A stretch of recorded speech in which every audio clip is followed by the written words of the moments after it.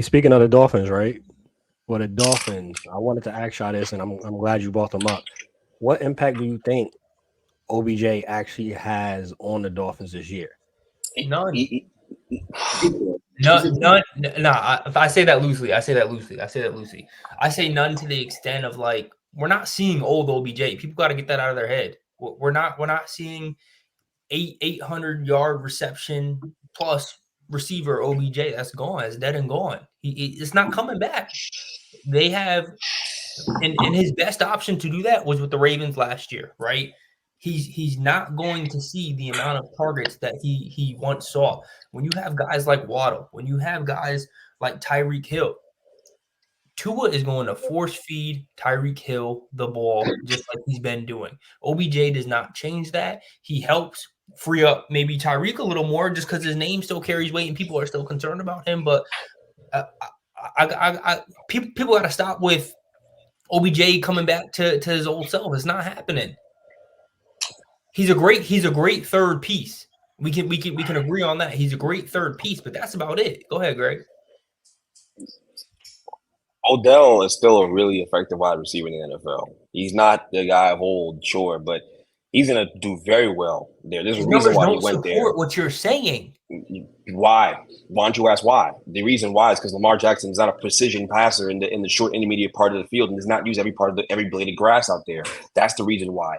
He was open on film a lot more than we realized, and Lamar didn't give him the ball that much. He was much more successful with Matt Stafford throwing the football, who uses every blade of grass on the field, throws every part of the field, is a precision passer. That was a much better position situation for Odell than the situation last year with a team that runs the ball a lot and throws to their tight ends. That's what the Ravens do.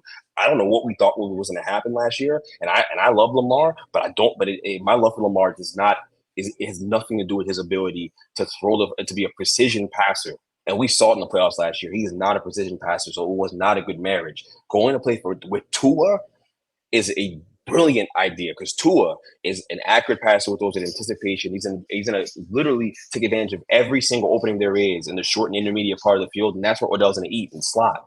And Tyreek's gonna stretch the field vertically. Devin A-Chain's gonna stretch the field vertically. Jalen Waddle's gonna stretch the field vertically, and this guy Odell's gonna be underneath to catch every single football that comes his way.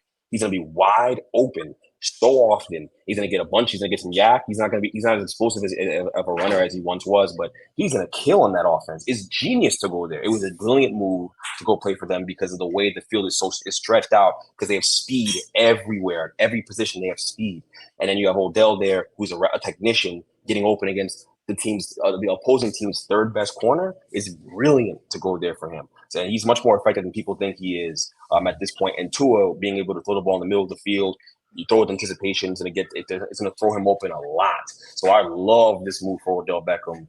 I think it's brilliant. I think he's going to thrive there, and it was smart. It was schematically, it was smart. It revives your career. It really does. We got to come back to this. We got to come back to this midseason talking about because he's talking about reviving career. No, I just gave you facts on why he's going to be effective. I don't know how Miles and Tone think about what I just said, but I'm telling you, it was smart for him to go there.